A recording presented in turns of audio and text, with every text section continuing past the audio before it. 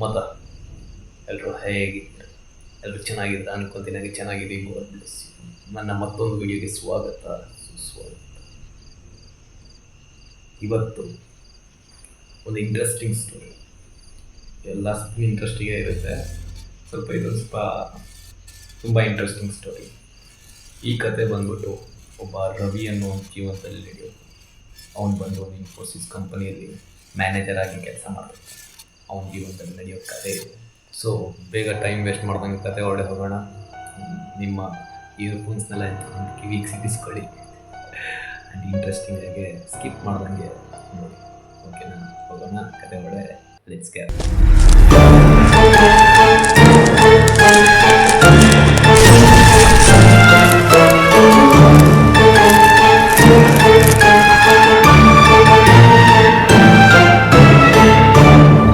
ರವಿ ಇನ್ಫೋಸಿಸ್ ಕಂಪನಿಯಲ್ಲಿ ಒಬ್ಬ senior manager. ಅವನ ಲೈಫ್ ಬರೀ ಕೇವಲ ಟಾರ್ಗೆಟ್, ಡೆಡ್ಲೈನ್ಸ್ ಆ್ಯಂಡ್ ಮಂತ್ಲಿ ರಿಪೋರ್ಟ್ನ ಸುತ್ತ ಇತ್ತು. ಈ ಭೂತ ಪ್ರೇತ, ಈ ಕರಾಳ ಶಕ್ತಿಗಳನ್ನೆಲ್ಲ ಅವನು ಬರೀ ಭ್ರಮೆ ಅಂತ ನಂಬ್ದವನು. ಅವನ ಲೈಫ್ನಲ್ಲಿ ಎಲ್ಲ ನಿರ್ಧಾರಗಳು ಲಾಜಿಕ್ ಮತ್ತು ಡೇಟಾ ಮೇಲೆ ನಿಂತಿತ್ತು. ಆದರೆ ಈ ಘಟನೆ, ಈ ಮೀಟಿಂಗು ಅವನ ಜೀವನದ ಇಡೀ ಲಾಜಿಕ್ನೇ ತಿರುಚಿ ಹಾಕಿತ್ತು. ಕತೆ ಶುರುವಾಗೋದು 3 ವರ್ಷದ ಹಿಂದೆ.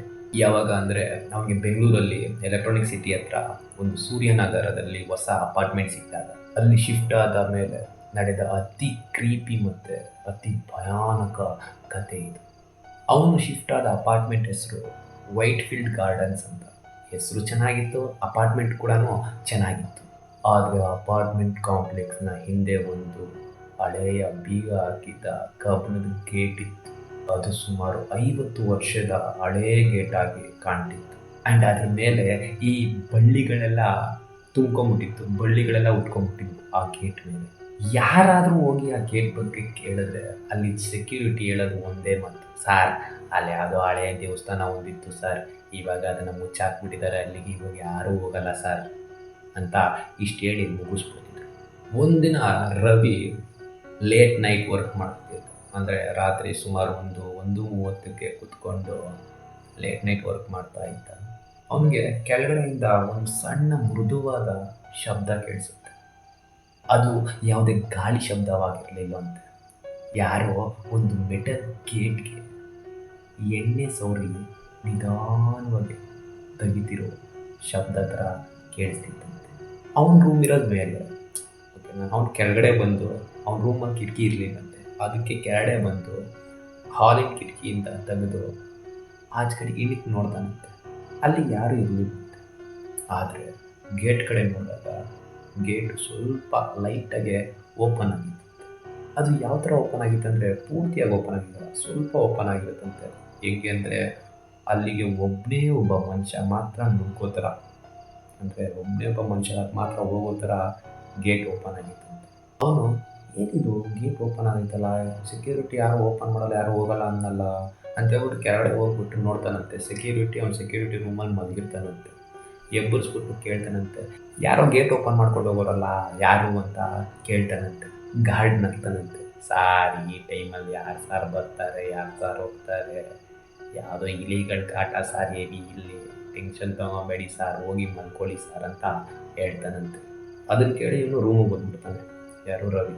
ಅವನು ರೂಮ್ಗೆ ಹೋಗೋಕ್ಕೂ ಮುಂಚೆ ಒಂದು ಸತಿ ಮತ್ತೆ ನೋಡ್ಬಿಡೋಣ ಅಂದ್ಬಿಟ್ಟು ಕಿಟಕಿನ ಓಪನ್ ಮಾಡಿ ನೋಡ್ತಾನಂತೆ ಆಚೆ ಕಡೆ, ಅಂದರೆ ಆ ಗೇಟ್ ಕಡೆ ನೋಡ್ತಾನಂತೆ. ಅಲ್ಲಿ ಒಂದು ರೂಪ, ಅಂದರೆ ಒಂದು ಬಿಳಿ ರೂಪ ಅವರ ಅಪಾರ್ಟ್ಮೆಂಟ್ನ ಪಾರ್ಕಿಂಗ್ ಕಡೆಗೆ ಬರ್ತಿತ್ತಂತೆ.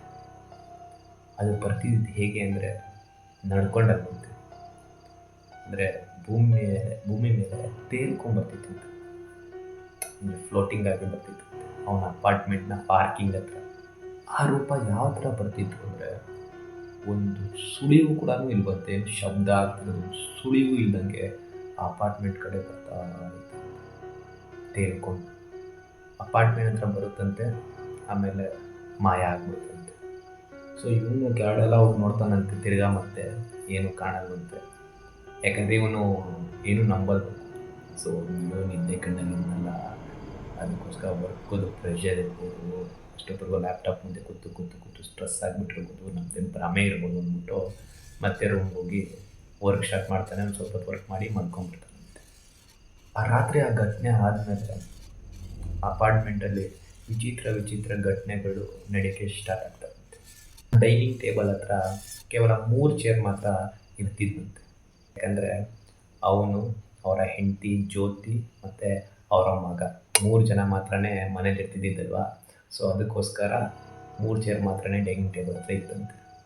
ಪ್ರತಿ ರಾತ್ರಿ ಇವರು ನಿದ್ದೆ ಮಾಡಬೇಕಾದ್ರೆ ಯಾರೋ ಆ 3ನೇ ಚೇರ್ನ ಸ್ವಲ್ಪ ಸ್ವಲ್ಪನೇ 1 ಇಂಚೆ ಎಳೆದು ಹಾಕ್ಕೊತಾ ಇದ್ದಂತೆ. ಆ ಶಬ್ದ ಇವ್ರಿಗೆ ಕೇಳಿಸ್ತಿತ್ತು. ಇವರೆದ್ದು ಲೈಟ್ ಹಾಕಿ ನೋಡಿದಾಗ ಆ ಚೇರು ಒಂದು ಸ್ವಲ್ಪ ಆ್ಯಂಗಲ್ ಚೇಂಜ್ ಆಗಿ ಆ ಟೇಬಲಿಂದ ಸ್ವಲ್ಪ ದೂರ ಇರ್ತಿತ್ತಂತೆ. ಆ್ಯಂಡ್ ಇನ್ನೊಂದೇನಂದರೆ ಅವನು ಮತ್ತು ಅವನ ಹೆಂಡತಿ ಮಾತ್ರನೇ ಮನೆಯಲ್ಲಿ ಕಾಫಿ ಕುಡಿತಾ ಇದ್ದಿದ್ದಂತೆ. ಆದರೆ ಸಿಂಕ್ನಲ್ಲಿ ಬೆಳಗ್ಗೆ ಹೊತ್ತು 4 ಕಾಫಿ ಮಗ್ಗಳು ಇರ್ತಿದ್ವು. ಅದು ಸಂಪೂರ್ಣ ತೊಳೆದು ಕ್ಲೀನಾಗೆ ಇರ್ತಿದ್ವು.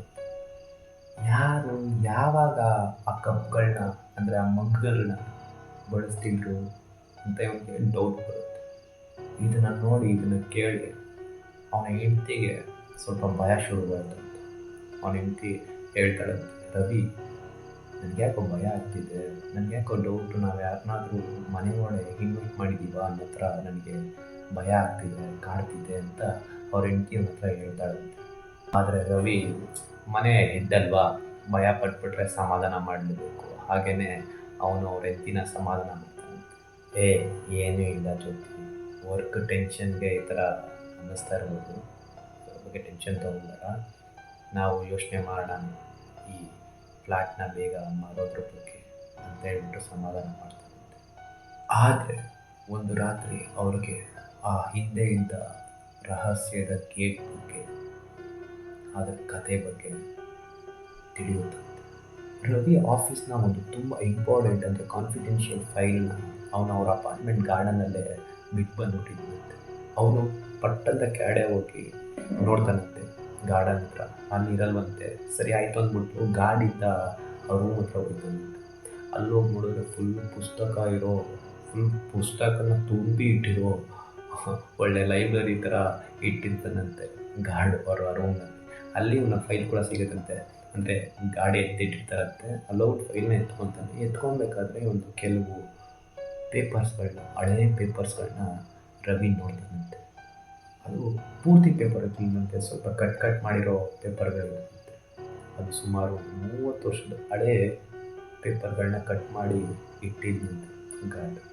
ಆ ಪೇಪರಲ್ಲಿ ಏನು ಬರೆದಿತ್ತು ಅಂದರೆ, ಸೂರ್ಯನಗರದ ಹಳೆಯ ದೇವಸ್ಥಾನದ ಬಳಿ ನಡೆದ ಮೌನ ನರಬಲಿ ಅಂತ ಬರೆದಿತ್ತು.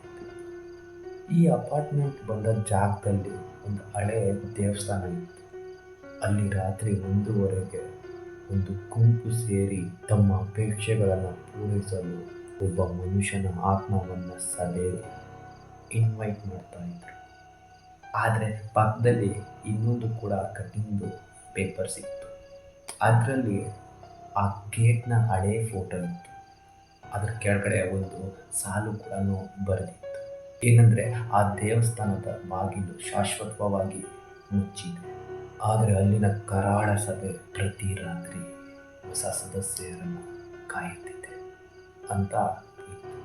ಆಗ ರವಿಗೆ ಅರ್ಥ ಆಯಿತು, ಏನಂದರೆ ಆ ಹಳೆ ಗೇಟು ಬರೀ ದಾರಿಯಾಗಿರಲಿಲ್ಲ, ಅದು ಆ ರಾಕ್ಷಸರ ಸಭೆಗೆ ಒಂದು ಇನ್ವೈಟ್ ಮಾಡೋ ಸಿಗ್ನಲ್ ಆಗಿತ್ತು. ಅದಕ್ಕೆ 1:30ಗೆ ರಾತ್ರಿ ಯಾರೋ ಆ ಗೇಟ್ನ ಪ್ರತಿದಿನ ತೆಗೆದಿರ್ತಿದ್ರು. ಕೆಳಗಡೆ ಹೋಗಿ ಸೆಕ್ಯೂರಿಟಿ ಗಾರ್ಡ್ನ ಹುಡ್ಕೋಬೇಕಿದ್ದೀನಿ, ಬಟ್ ಸೆಕ್ಯೂರಿಟಿ ಗಾರ್ಡ್ ಅಲ್ಲಿ ಅವನ ರೂಮ್ನಲ್ಲಿ ಇರಲಿಲ್ಲ. ಅನ್ಕೊಂಡ್ಮೇಲೆ ಅವತ್ತು ರಾತ್ರಿ 1:30ಗೆ ಮತ್ತೆ ಆ ಗೇಟ್ನ ನಿಧಾನವಾಗಿ ತೆಗೆದಿರೋ ಸದ್ದು ಮತ್ತೆ ಕೇಳಿಸುತ್ತೆ.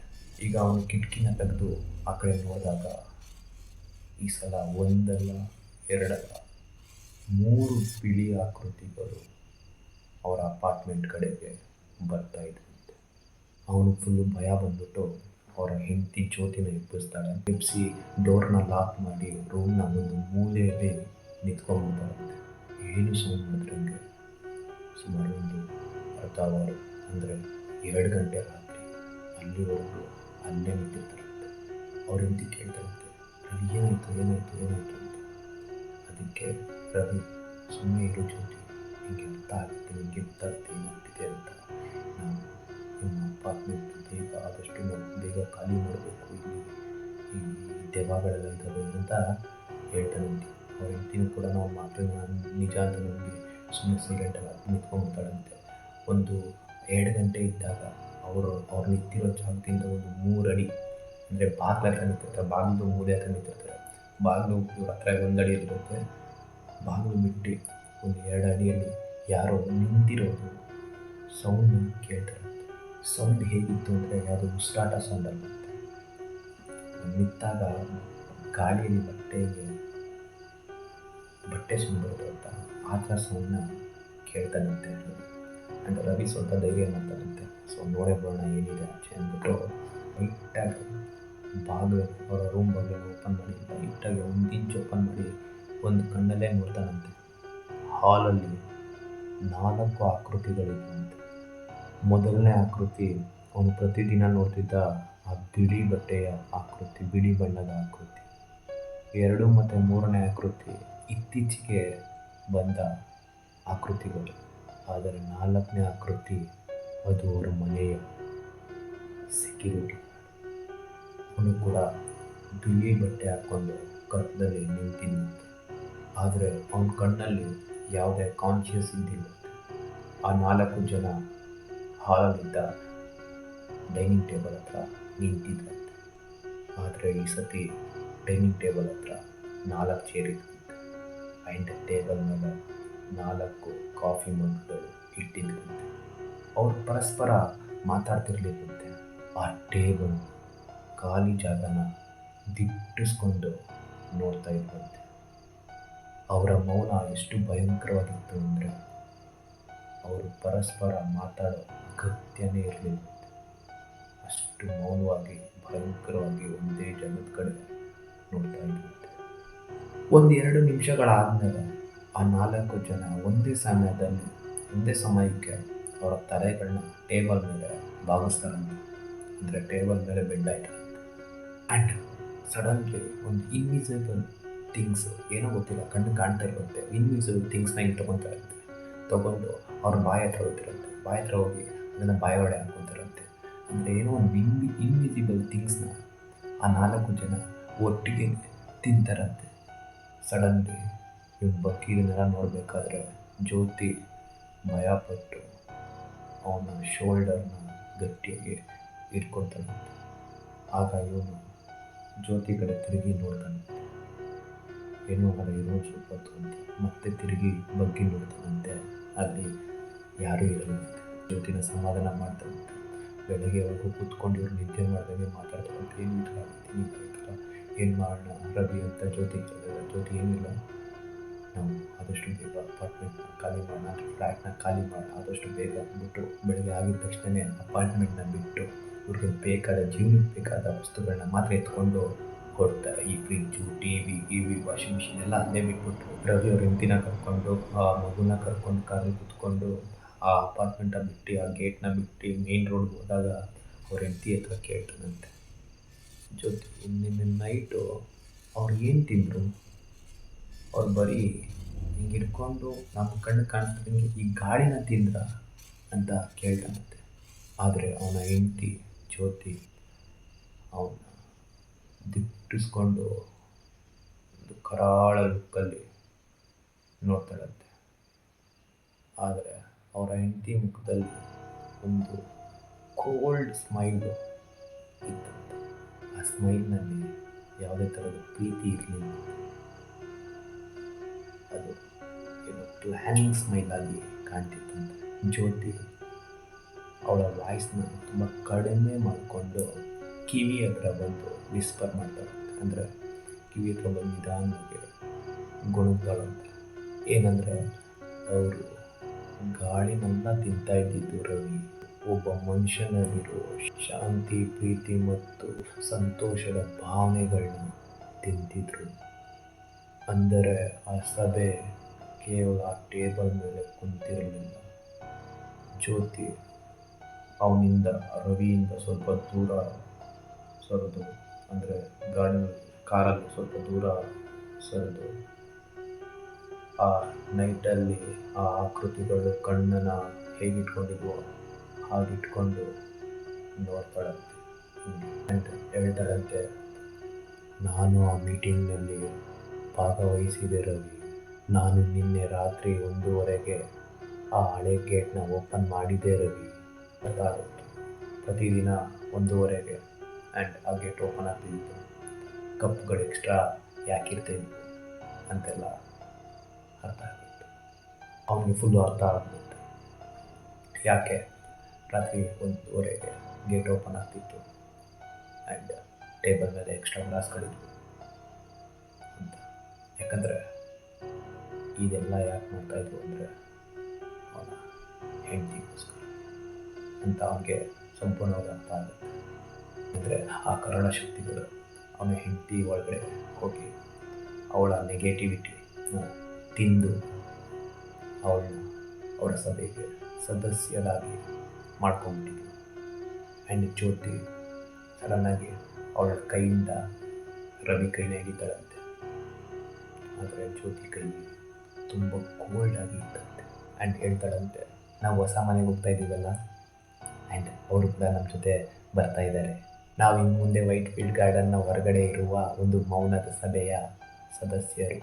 ಈಗ ಆ ಗೇಟ್ನ ಮುಚ್ಚಕ್ಕೆ ಯಾರಾದರೂ ಬೇಕಲ್ಲ ಆ್ಯಂಡ್ ಆ ಜಾಗನ ಕಾಯಕ್ಕಾದರೂ ಯಾರಾದರೂ ಬೇಕಲ್ಲ. ಅದು ಇನ್ನು ಮುಂದೆ ನೀನು ರವಿ ಅಂತ ಹೇಳ್ತಾಳೆ. ರವಿ ಜ್ಯೋತಿಯ ಈ ಮಾತನ್ನ ಕೇಳಿದ್ಮೇಲೆ ರವಿಗೆ ತುಂಬ ಭಯದ ಶಾಕ್ ಆಗುತ್ತೆ. ಆಗ ಅರ್ಥ ಆಗುತ್ತಂತೆ, ಇವನು ಹೊರಗೆ ಬಂದಿದ್ರು ಹೊರಗೆ ಬರಲಿಲ್ಲ ಅಂತ. ಏನಂದರೆ ಆ ಶಕ್ತಿಗಳು ಅವನ ಜೊತೆಯಲ್ಲೇ ಅವನ ಫ್ಯಾಮಿಲಿಯ ಸದಸ್ಯರ ಒಳಗಡೆ ಬಂದುಬಿಟ್ಟಿದ್ದವು ಅಂತ. ಆ್ಯಂಡ್ ಅವನ ತಕ್ಷಣ ಅವ್ರ ಮಗನ ಕಡೆ ತಿರುಗಿ ನೋಡ್ತಾನಂತೆ. ಅವನ ಮಗನೂ ಕೂಡ ರವಿನ ನೋಡ್ತಾನಂತೆ. ಆದರೆ ಆ ಮಗುನಲ್ಲಿದ್ದ ಮುಗ್ಧತೆ ಮತ್ತು ಆ ಮಾಯಕತೆ ಇರಲಿಲ್ಲ. ಅವನ ಮಗ ಕೂಡ ಏನು ಮಾತಾಡಿದಂತೆ ಮೌನವಾಗೇ ಕೂತ್ಕೊಂಡ್ಬಿಟ್ಟಿರುತ್ತೆ. ಆ್ಯಂಡ್ ಮುಂದಕ್ಕೆ ಏನಾಯಿತು ಅದೆಲ್ಲ ನೆಕ್ಸ್ಟ್ ವಿಡಿಯೋದಲ್ಲಿ ಸಿಗುತ್ತೆ. ಅಲ್ಲಿವರೆಗೂ ವೆಯ್ಟ್ ಮಾಡ್ತಾಯಿರಿ. ಆ್ಯಂಡ್ ಸ್ಟೋರಿ ಹೇಗಿದೆ ಅಂತ ಕಮೆಂಟ್ ಮಾಡಿ ತಿಳಿಸಿ. ಸೊ ಅಲ್ಲಿವರೆಗೂ love you, take care, bye.